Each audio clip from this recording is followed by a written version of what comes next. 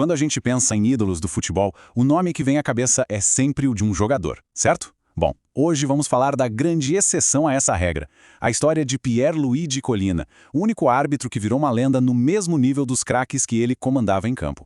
E olha, essa frase pode parecer um exagero, mas não é. Numa época que tinha Ronaldo Fenômeno, Zidane, Beckham, o Collina se tornou um ícone por conta própria. Era uma figura reconhecida e, mais importante, respeitada no mundo inteiro. E aí fica a grande pergunta, né? Como que um árbitro, um cara que, em tese, deveria ser quase invisível no jogo, se transforma numa celebridade com uma autoridade que era quase mítica? É isso que a gente vai desvendar agora. Para a gente começar a entender o fenômeno Collina, o primeiro ponto é a presença dele em campo. Era uma coisa, assim, magnética.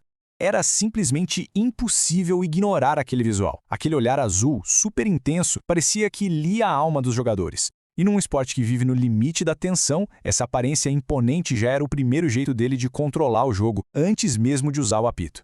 Agora, o mais curioso de tudo isso é que a jornada do Collina até o topo do futebol mundial começou quase sem querer. E acredite, começou em outro esporte. Pois é, ele nasceu em Bolonha, na Itália, e a paixão dele quando era moleque não era o futebol, era o basquete. Ele era torcedor fanático do Fortitudo Bolonha. O futebol, para ele, era meio que secundário. A grande virada veio quando ele tinha 17 anos. Ele jogava como zagueiro, mas aí teve uma lesão séria no tornozelo. Um amigo deu a ideia. Por que você não faz um curso de arbitragem? Ele foi, descobriu que levava jeito pra coisa e pronto. Um acaso acabou definindo o resto da vida dele. Desse começo meio por acaso, a carreira dele decolou de um jeito impressionante. E foi justamente nessa subida que a imagem de marca dele, que todo mundo conhece, apareceu. Olha só essa linha do tempo. Em pouquíssimo tempo, ele saiu dos jogos de várzea para a primeira divisão do futebol italiano. E já em 1995, ele virou árbitro da FIFA, apitando os jogos mais pesados da Europa. Foi uma ascensão, assim, meteórica. Bem no comecinho da carreira profissional, o Collina desenvolveu uma forma bem severa de alopécia. E isso fez com que ele perdesse todo o cabelo e os pelos do corpo em questão de dias. Foi daí que veio essa aparência tão única dele. E aqui está o pulo do gato. Em vez de encarar a alopécia como um problema, o Collina transformou isso na sua maior arma psicológica. Aquele visual único, com o olhar super focado, virou um símbolo de autoridade. Passava a imagem de um juiz que era inabalável, focado e totalmente no controle de tudo. Com essa reputação já de ferro, não deu outra. Collina se tornou o cara de confiança para os momentos de maior pressão do futebol mundial. A lista de jogos dele é simplesmente impressionante. Final das Olimpíadas, a final da Champions League, aquela virada histórica do Manchester United contra o Bayern, e, claro, a final da Copa do Mundo de 2002 entre Brasil e Alemanha. Para apitar esses jogos, precisava ser alguém que não sentisse o peso da ocasião.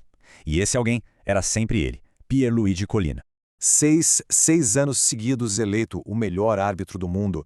Pensa bem nisso. Numa época cheia de árbitros excelentes, ele foi o número 1 por mais de meia década. No auge da carreira dele, não tinha nem discussão. Era o Collina e bem depois vinham os outros. E isso tudo leva, claro, à consagração definitiva. Ele não foi só o melhor da sua geração. Ele foi oficialmente nomeado o melhor árbitro de toda a história do esporte. É um feito, assim, inacreditável. Mas como toda grande história, a do Collina também teve um fim. E esse fim chegou de um jeito bem controverso e, para muita gente, inesperado. Isso aqui já mostra o tamanho da importância dele. A Federação Italiana estava disposta a mudar as próprias regras só para estender a carreira de um árbitro. Isso é algo que quase nunca acontece. Eles simplesmente não queriam perder o melhor que tinham. Só que aí veio um problema. Logo depois dessa mudança na regra, o Collina fechou um contrato de patrocínio pessoal com a Opel. O detalhe é que a Opel também era patrocinadora master do Milan, um dos gigantes da Itália. Na hora, a Associação de Árbitros viu isso como um claro conflito de interesses. Colocado contra a parede e sentindo que a sua integridade estava sendo colocada em dúvida, o Collina tomou uma decisão radical. Em vez de rasgar o contrato com o patrocinador, ele anunciou a aposentadoria imediata. Foi o fim de uma carreira lendária por uma questão de princípios. Essa frase do próprio Collina dá uma ideia genial da mentalidade dele. Para ele, apitar um jogo não era sobre ficar refletindo. Era sobre estar tão preparado que o instinto toma a decisão certa na pressão máxima. Uma definição sinceramente perfeita do que é ser árbitro. E a história dele não acabou com a aposentadoria, não. Mesmo longe dos gramados, o impacto continua. Hoje, como chefe do comitê de árbitros da FIFA, ele é o cara responsável por guiar a nova geração de juízes e por implementar tecnologias. Ou seja, ele continua moldando o futuro do esporte que ele dominou. E tudo isso deixa uma pergunta no ar para a gente pensar. Hoje, com o VAR, com a tecnologia revisando cada lance, será que a figura de um árbitro com a autoridade e o respeito que o Collina tinha pode existir de novo? Ou será que ele foi de verdade o último de uma era?